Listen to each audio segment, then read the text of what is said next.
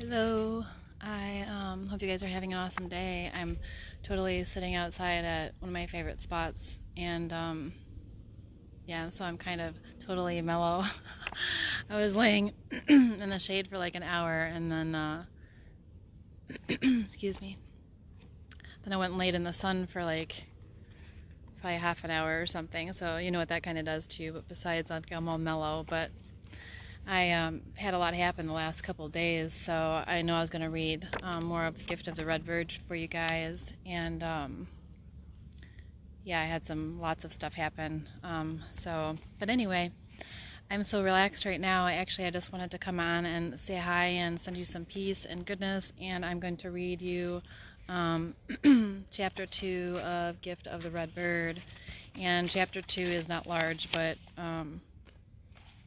I'm just going to read it. It has a part in there from January, August 1975, October, November, and December, and that's in 1975. Ironic, cool is that's the year I was born, but then I'll pick back up on January of 1976 the next time I read. But I wanted to at least read a little bit since I haven't been on for a couple days, and I did start reading this book, so for those who were interested in listening, then I'm just going to go ahead and read that part for you. I hope you enjoy the beautiful scenery in the background. So, yeah, so bringing you some peace and love from a nice, beautiful, peaceful hilltop. And I'm going to read you part of chapter 2 from Gift of the Red Bird, and where we left off was when she went to Wind River Reservation and had sort of a spiritual sort of awakening in herself. So I'm gonna start with chapter 2.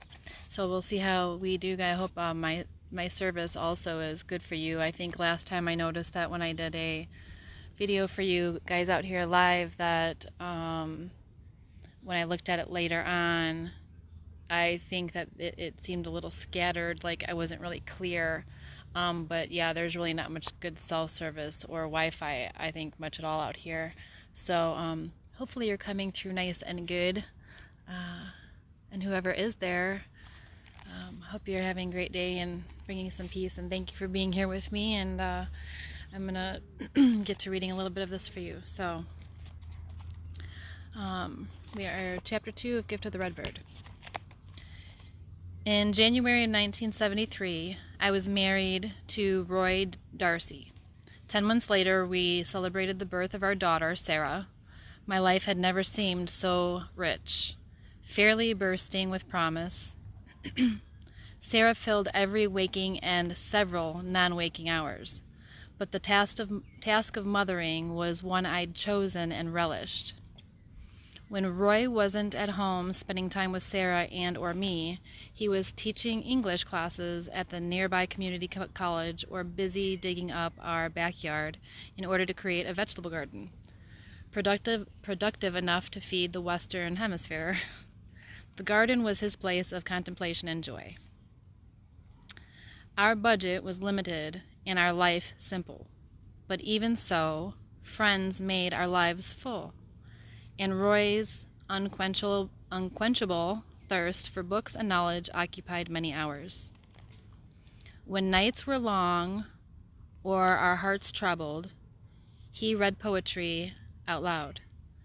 We often fell asleep with the words of great masters ringing in our rooms and comforting our spirits. In June 1975, we learned that I was again pregnant. I felt proudly on the brink of every dream. In August of that year, we traveled from our Connecticut home to Massachusetts to share the excitement in person with my parents.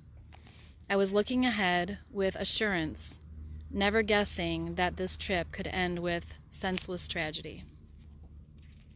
But as we returned home to Connecticut on August 18th, our car was struck by a drunken motorist who careened across a divided interstate highway where the required metal safety barrier had been overlooked and never installed. So, and mind you, that this is a true testimony. This is a true story written by the author that I'm reading for. So the driver's speed was 97 miles per hour. Sarah died of head injuries on August 20th, and Roy died 3 days later from a ruptured spleen. I was 27 years old, 3 months pregnant, miraculously alive, and shattered beyond any sense. I wish I too had died, and couldn't imagine ever feeling differently. The long journey of grief would consume the agonizing years which followed.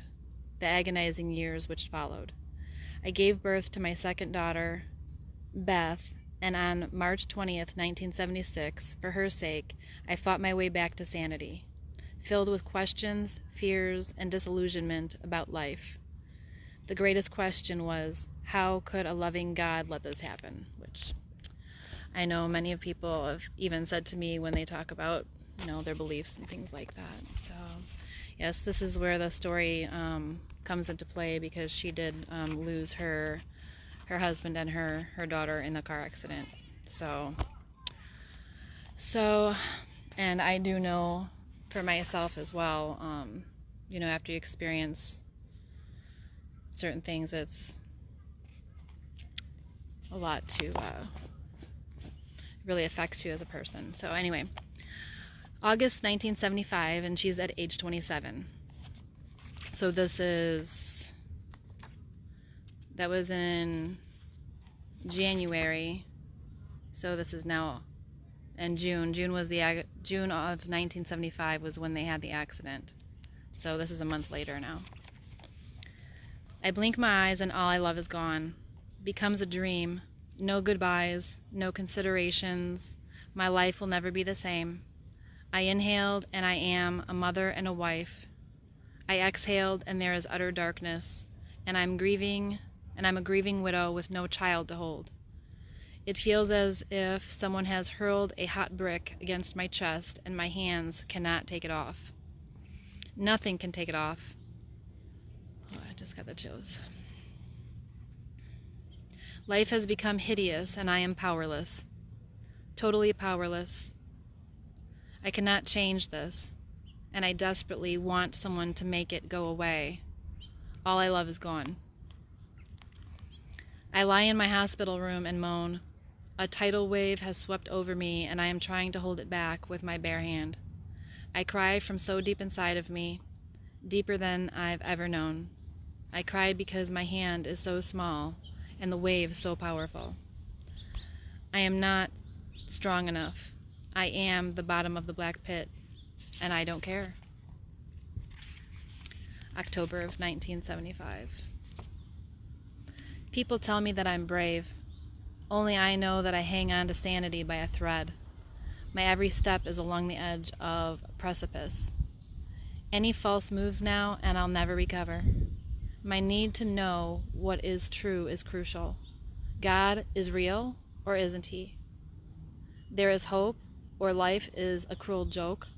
There is hope, or life is meaningless. My life depends on these answers. You can't endure the pain I'm feeling for ultimate meaninglessness. You couldn't be convinced to do it. I will only live if there is truth and glory, blinding light. I have to know. Sorry, there's someone walking by talking on the phone. So that was August, and then October, right after the accident. So June, August was 2 months later, August, September, October, 2 months later, and now the month of November of 1975. So there is one advantage to having your life cut through to the bone. It swiftly eliminates all the distractions and all the illusions. The clarity of my sight is fierce. I see what matters and what does not. And if I'm going to find God, he will encounter no resistance, no games, no asking for signs, just come. I'm split open. God will come all the way in if he is out there at all. Yeah, this is, Yeah, so I read up to that spot on my own. I feel like I'm reading the book all over again, though, reading it out loud to you guys. So I'm sure you all can relate to some point to her feelings. I know I can, and I know that with some of the things I've encountered in life, that her words sure do speak well for some of my feelings. So now I'm going to read December of 1975. So we went from the accident in June of 1975 to August, October, November, and this is December of the same year. So half of a year. In this abyss, I am learning what it means to really pray. To pray if your very life depended on it. Mine does. I guess my life has always depended upon something outside of myself. But in this abyss, I know it. I pray as if finding the truth about life is the difference between sanity and senselessness. For me, it is. My anger is spent now. My eyes and throat changed by tears. I have kicked and screamed at my enormous sense of betrayal by everything I have believed in. Marriage, family, love, plans, goodness.